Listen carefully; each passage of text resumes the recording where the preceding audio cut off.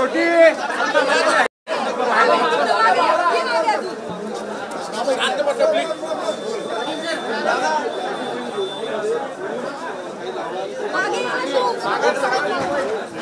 का मी आपल्याला सांगतो की या महिन्यातले पण लाडक्या बहिणीचे पैसे आम्ही रिलीज केलेले आहेत, ते त्यांच्या अकाउंटला जातील। ही योजना ज्यावेळेस आणली त्यावेळेस अतिशय चांगल्या भावनेने ज्या गरीब महिला आहेत त्यांना काही ना काही आपल्याला कशा सहकार्य करता येईल म्हणून ती योजना आणलेली आहे।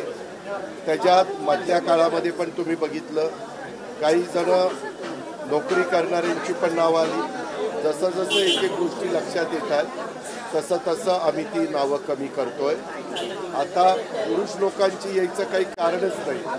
जर आलेली असतील तर ही योजना पुरुषांची करता नव्हती, त्यांना मागे जर पैसे गेलेले असतील तर ते पैसे आम्ही वसूल करू। जर त्यांनी मदत केली नाही तर वेळ पडली तर लाडक्या बहिणीच्या योजनेचा गैरफायदा घेऊन जर कुठल्या पुरुषांनी ते पैसे मिळवण्याचा प्रयत्न केलेला असेल तर त्यांच्यावर आम्ही ॲक्शन पण घ्यायला मागे पुढे बघतो।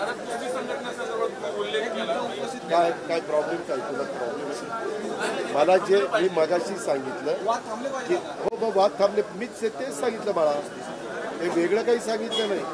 कुठल्याही क्रीडा क्षेत्रामध्ये दोन दोन संघटना असा वाद नकोय।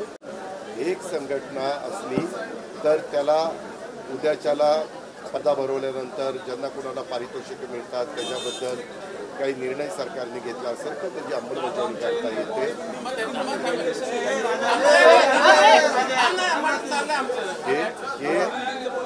हे त्याच्या संदर्भातलं आहे। त्याच्यामुळं जर कुणी अशा प्रकारच्या तक्रारी आल्या तर महाराष्ट्र ऑलिम्पिक असोसिएशन त्याच्याबद्दलची एक आमची कमिटी आहे, ती कमिटी त्याच्याबद्दलची शहानिशा करते आणि वेळ पडली तर ऑल इंडिया ऑलिम्पिक असोसिएशन जे आहे त्यांना विचारते की तुमच्याशी कोण संलग्न आहे, त्यांनी त्याला ऑथोराईज केलेलं असतं त्याला आम्ही इथं आम्ही महाराष्ट्र ऑलिम्पिक असोसिएशनचा सदस्य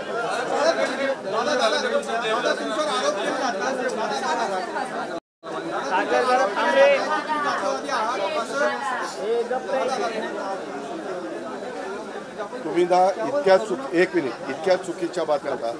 मी काल मराठी भाषेत म्हणूनच मला तुमच्याशी बोलायला आवडतं। मी काल मराठी भाषेत सांगितलं की कृषी क्षेत्रामध्ये त्यांनी जे काही पुणे कोर्टात गेलेलं होतं मुंबई हायकोर्टात, तिथं त्यांना क्लीन चिट दिलेली कृषी क्षेत्रात। इतर बाबतीमध्ये अजून न्यायालय आपण जी काही चौकशी करतोय त्या चौकशीचा अहवाल आला नाही। जर उद्याच्याला हे सगळे अहवाल पॉझिटिव्ह आले तर त्याबद्दलचा आम्ही विचार करू असंच मी म्हणतो। त्याच्यापेक्षा वेगळे काही म्हणणे नाही। मग ती काय माझी चूक आहे का? त्यामध्ये जर एखादी व्यक्तीला कुणी जबाबदार धरलं आणि चौकशी केल्यानंतर ती व्यक्ती त्यामध्ये दोषी नसेल तर त्यांना संधी दिली पाहिजे असं माझं।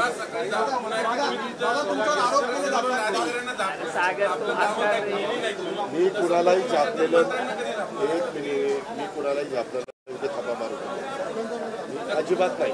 मी चुकीची बातमी दिली, मी तिथं झापलेलं नाही, मी स्वतः सांगते ना त्यामध्ये चर्चा करत असताना मला एक कळत नाही रे।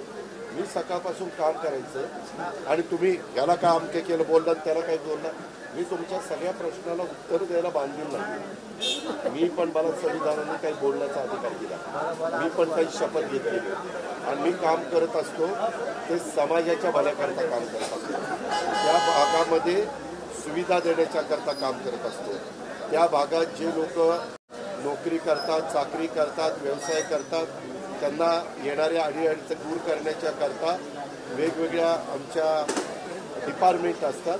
त्या डिपार्टमेंटच्या लोकांना मी पालकमंत्री म्हणून एकत्र करून ते सगळे प्रश्न मार्गी लावण्याचा प्रयत्न करत असतो। माझा स्वतःचा वेगळा स्वार्थ नसतो।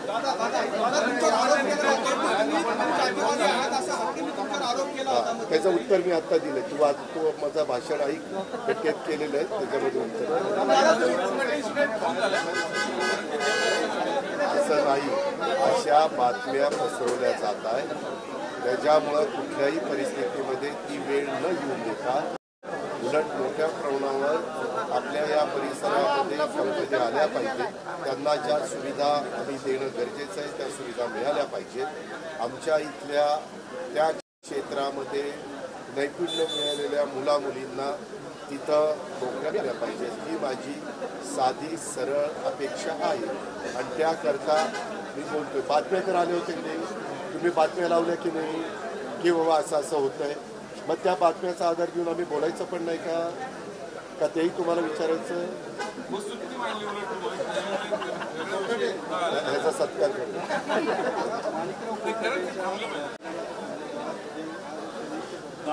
एक मिनिट.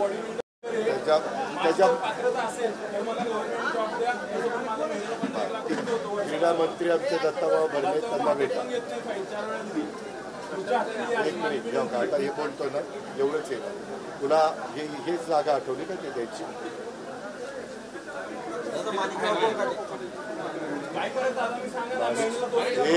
एक मिनिट, मी माहिती घेईन. ही पद्धत नाही बोलायची, ही पद्धत नाही आहे.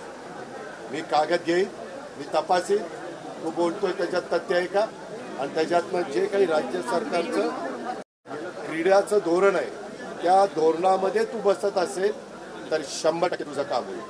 त्या धोरणात बसत नसेल तर तुला कळवण्यात येईल त्या धोरणामध्ये हे बसत नाही. तर चला झालं, मी काही बोललो नाही.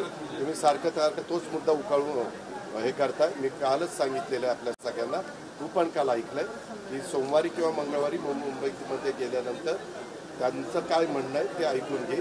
त्याच्यानंतर राज्याचे प्रमुख यांचा तो सगळा अधिकार असतो, त्यांच्याशी चर्चा करून त्याबद्दलचे पुढच्या गोष्टी काय असेल